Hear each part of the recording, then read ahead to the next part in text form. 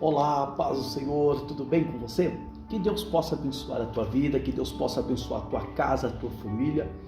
Estou aqui nesse vídeo para a gente falar um pouquinho sobre antropologia, ou seja, o estudo do homem, estudo sobre o homem. E com tudo isso com base na palavra de Deus.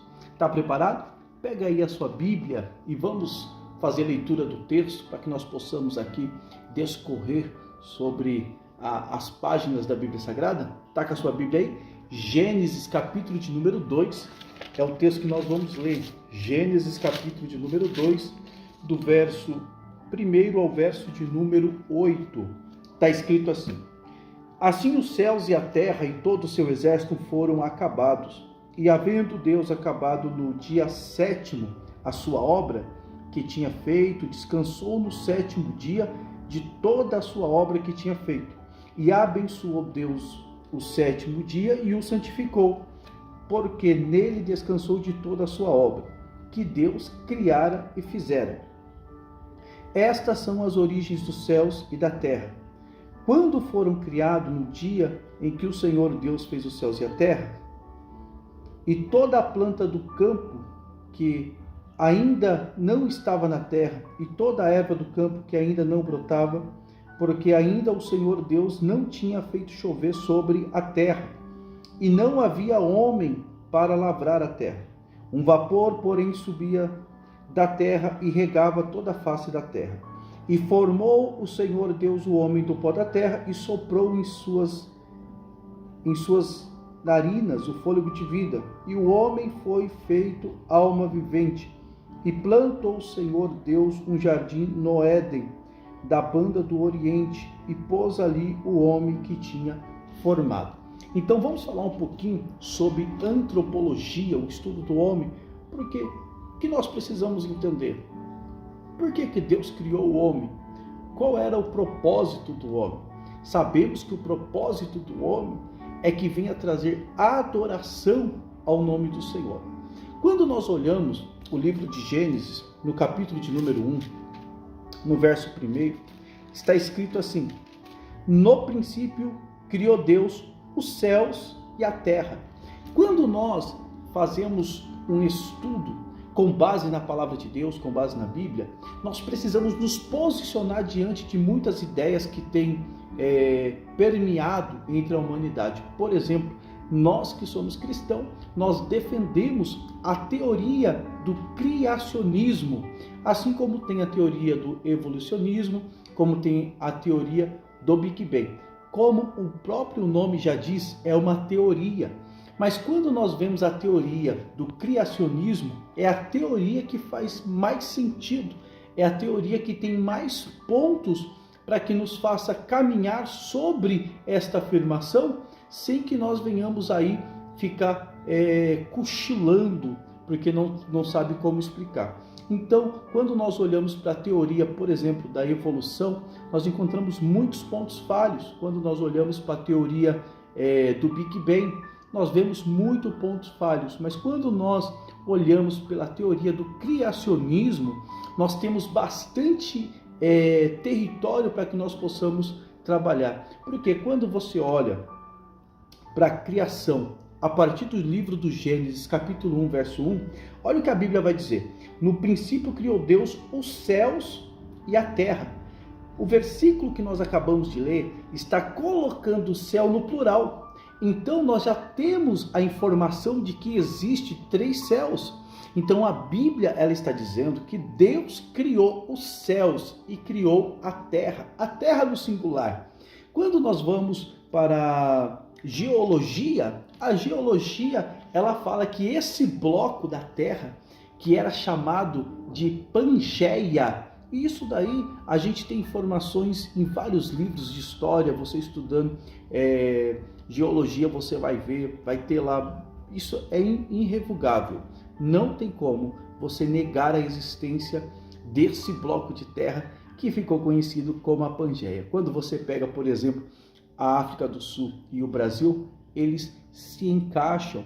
Então nós temos já, desde o primeiro versículo da Bíblia Sagrada, nós vemos aqui que a teoria do criacionismo, quando nós acreditamos que Deus criou todas as coisas, nós vemos que desde aqui nós já temos um grande território para que nós possamos caminhar e aí colocar base naquilo que nós falamos, naquilo que nós ensinamos, naquilo que nós aprendemos. Por exemplo, quando nós vamos para a segunda lei da termodinâmica, a segunda lei da termodinâmica, ela vai dizer, por exemplo, que as coisas tendem a degradar ou a destruir-se.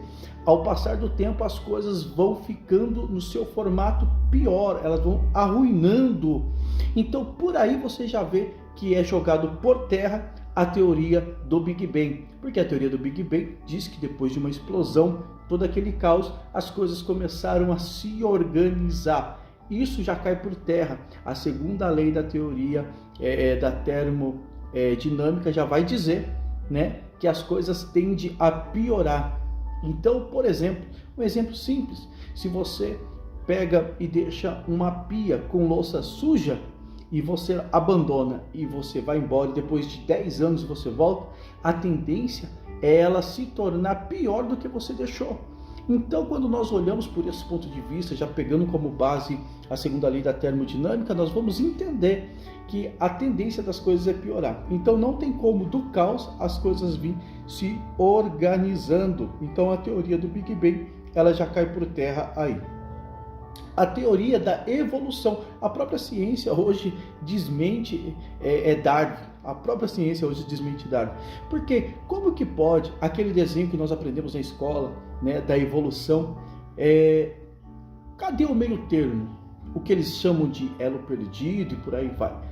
Por que eles falam da evolução, falam um exemplo, uma barata evoluir para um pássaro, mas cadê o meio termo? Então não tem o meio termo, então é falho.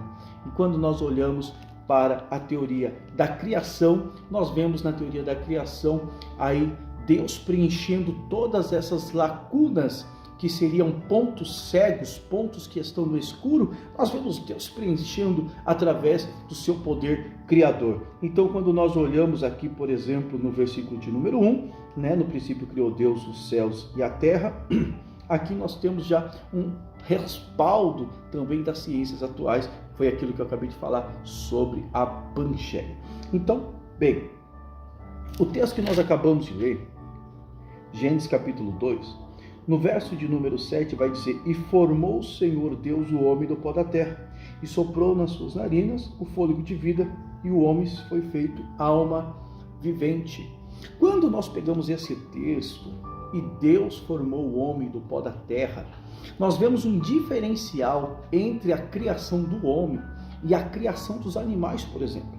Porque quando nós vemos a criação dos animais, quando nós vemos a criação da natureza, você não vai ver Deus formando nada. Você vai ver Deus fazendo com que venha a terra brote as plantas frutíferas, as águas brotem os seus cardumes de peixe. Mas o homem, Deus faz do pó da terra. Aqui a gente já consegue desconstruir aquele pensamento que nós temos na nossa cabeça. Por exemplo, que Deus veio, fez uma argila, fez um bonequinho e soprou na narina do homem, né, o fôlego de vida. Porque toda essa informação que é passada para nós, ela vem carregada da cultura em que nós vivemos. Quer ver um outro exemplo? Quando você vê alguma ilustração falando sobre a serpente tentando Eva no jardim, você vai ver que o desenho da serpente já é um desenho da serpente depois da maldição, ela se rastejando. E nós sabemos que não é isso que a Bíblia relata. A Bíblia não nos mostra como que é, mas porque a sentença da maldição é que ela rastejasse sobre o seu ventre e comesse do pó da terra, né? Então não era aquela forma da serpente que foi, mas por causa da cultura isso é introduzido. Assim como nós temos esse pensamento de que, por exemplo, Deus veio, fez um bonequinho de argila, tal, fez os bracinhos, nariz e soprou. Não, a Bíblia diz que Deus fez ou Deus formou o homem do pó da terra. Por exemplo, quando Deus está falando através da sua palavra que Deus formou o homem do pó da terra, Deus pode estar querendo passar para nós a insignificância do homem. Porque o que é um pó da terra? É um grãozinho minúsculo que nós não conseguimos, às vezes, enxergar com os olhos nus. Então Deus mostrando para nós que Ele não precisa de muita coisa para poder trabalhar.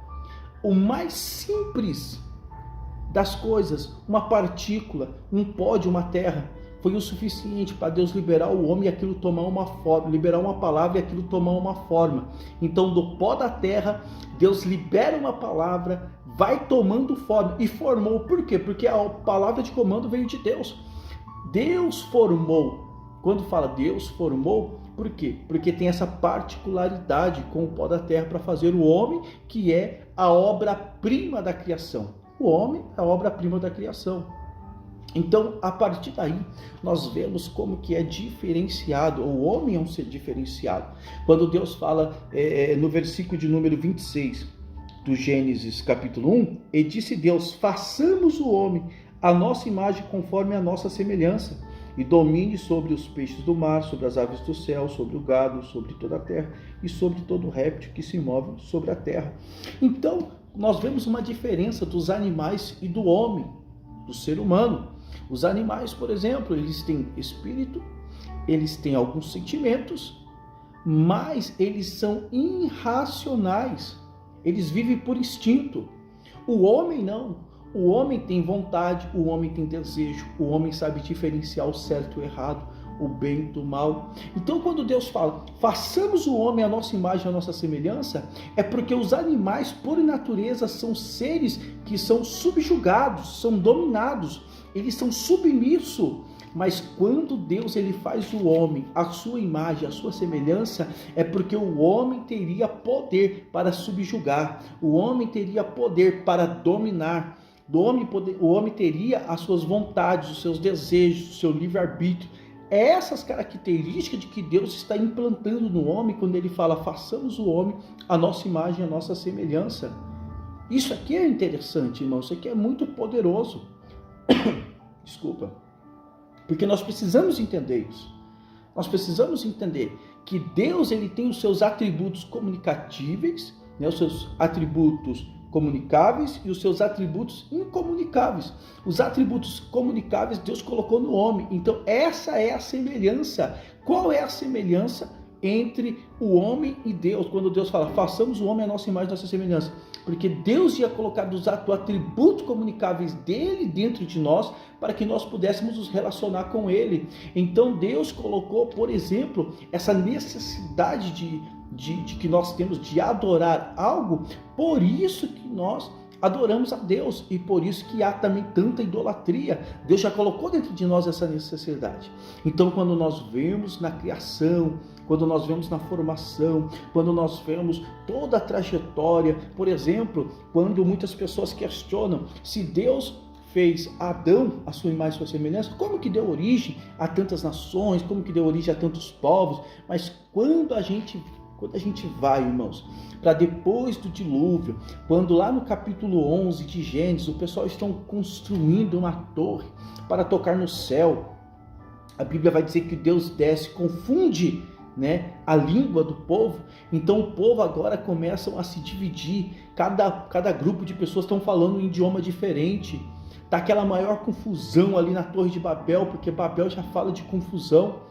Então naquele momento eles estão se separando e ali começam a sair etnias, ali começam a sair povos com tons de marrons, né? Aí tem pessoas da pele um pouco mais escura, mais clara e por aí vai. Pessoas que a partir dali começaram a dar continuidade nos povos, na ordem que Deus já tinha dado lá atrás, encher e multiplicar, sede fecundo. Essa foi a ordenança de Deus.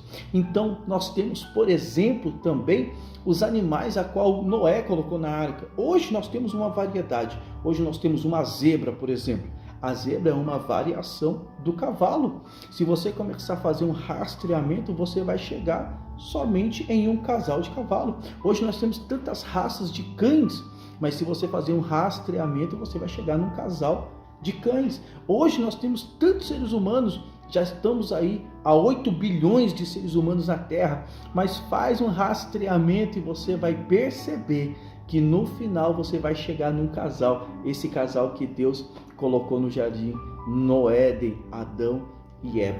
Então nós precisamos entender, para que Deus criou o homem? Deus criou o homem para que o homem viesse o adorar. Deus queria agora uma adoração diferente.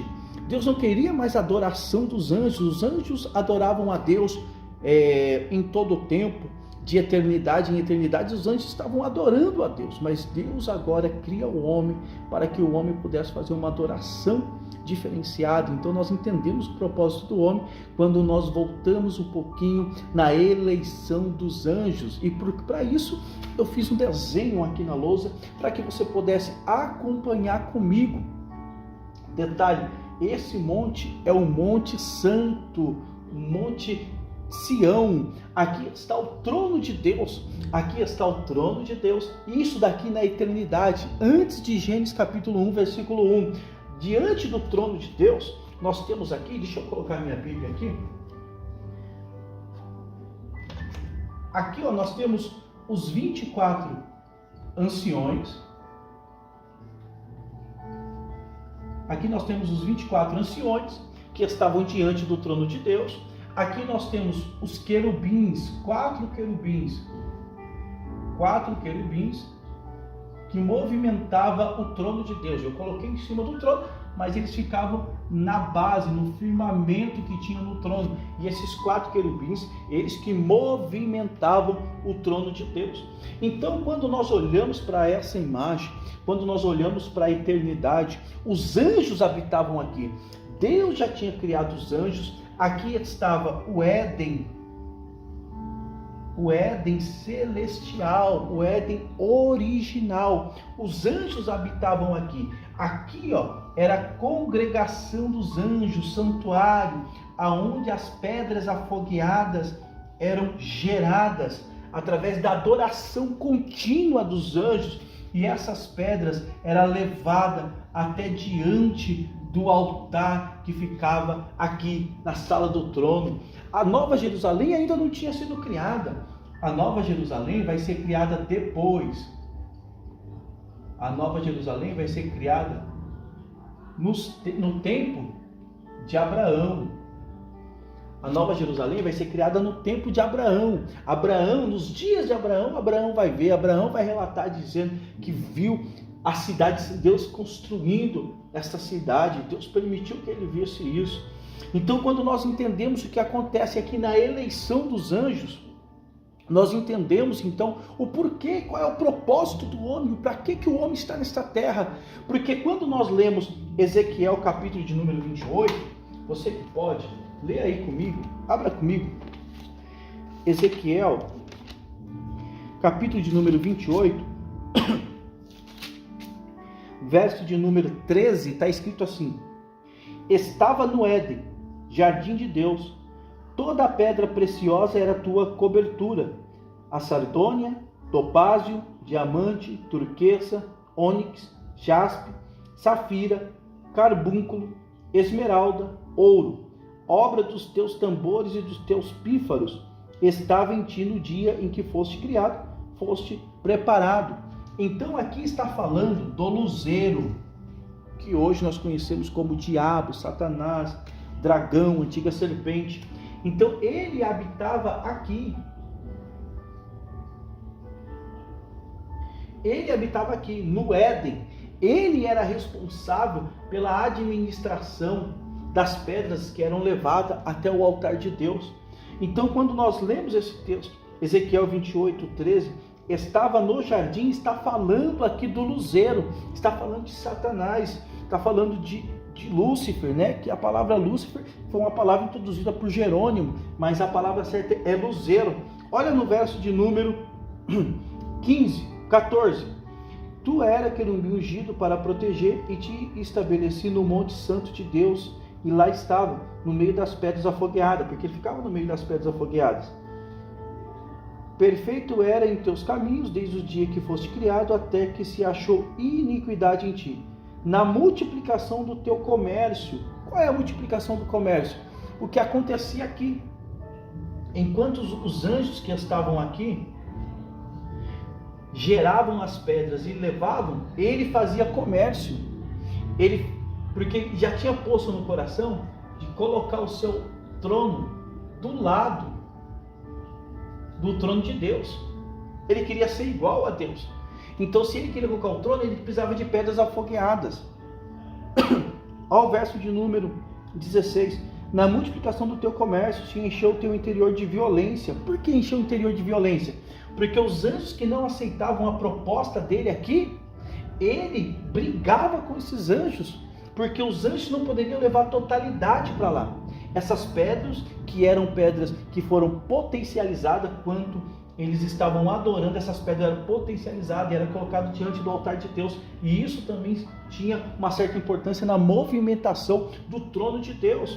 Então, olha o que está escrito no verso de número 16: na multiplicação do teu comércio se encheu o teu interior de violência e pecaste, pelo que te lançarei profano, fora do monte de Deus. Deus lançou Satanás para fora daqui. Aqui o que a gente não sabe é isso. Aqui está o Monte Santo. Aqui Deus colocou um firmamento, aqui Deus colocou outro firmamento. E aqui, ó, Deus criou as galáxias, os planetas, estrelas. E aqui, ó, em volta da galáxia, em volta dos planetas, é um lugar chamado região celeste. Porque eles estão nas regiões celestiais. RC, região celeste. E fica aqui, ó, em volta, entre esses dois firmamentos. Aqui está sendo a moradia dele agora. Olha o que está escrito. Verso 16: na multiplicação do comércio encheu o teu interior de violência e pecaste, pelo que te lançarei profanado fora do monte de Deus e te farei perecer, ó querubim protetor, entre pedras afogueadas. Ele foi lançado para cá, regiões celestiais, que fica em volta do firmamento. Aqui, ó, tem os dois firmamentos, e aqui ficam as regiões celestiais, e aqui os planetas, as estrelas, aqui. Só que no verso 17 ele diz assim, ó: levantou-se, elevou-se o teu coração por causa da tua formosura, corrompeu-se na tua sabedoria por causa do teu resplendor, por terra te lancei. Ele não foi lançado no planeta Terra, porque o planeta Terra ainda não tinha sido criado. O que tinha sido criado aqui, ó, regiões celestial. Ele caiu do Monte Santo, do jardim, aqui, ó, do Éden celestial para as regiões celestiais. Depois que passou isso aqui, que passou a eleição dos anjos, que Deus vai criar a terra no Gênesis capítulo 1, versículo 1. Então a terra aqui ainda não tinha sido criada, mas as regiões celestiais estavam aqui. Esse ciclo que eu fiz aqui falando das galáxias é só para você ter uma noção que as regiões celestiais é aqui, ó, em volta da galáxia, em volta dos planetas. Cadê o texto? Ezequiel 28, para que nós possamos dar continuidade. Verso 18: pela multidão da tua iniquidade. O que é iniquidade? A iniquidade, irmãos, é quando peca demais, se torna iniquidade. É o coletivo de pecado, iniquidade. Pela injustiça do teu comércio, profanaste o teu santuário, eu, pois, fiz sair do meio de ti um fogo que te consumiu a ti, e tornei em cinza sobre a terra aos olhos de todos os que veem.